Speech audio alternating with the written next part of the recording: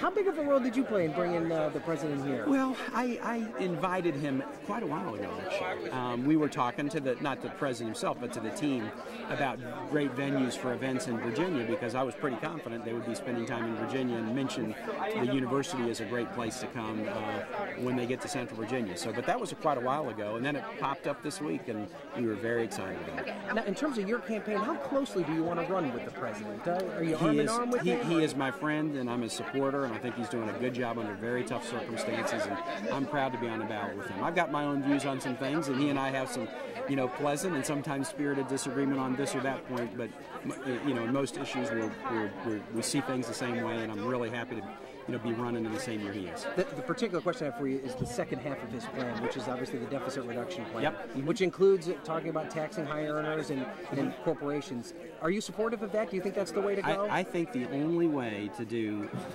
true and meaningful deficit reduction is to do three things. We got to make strategic cuts, and I made more cuts as governor than anybody who's ever sat in that office. I know how to do it. Second, you got to find more revenue through tax reform, and the way you do that is you take away subsidies from oil companies, subsidies for ethanol that aren't needed, and the Bush tax cuts, which were supposed to be temporary because they were going to mess up the deficit, you've got to let them expire at the top end. You have to.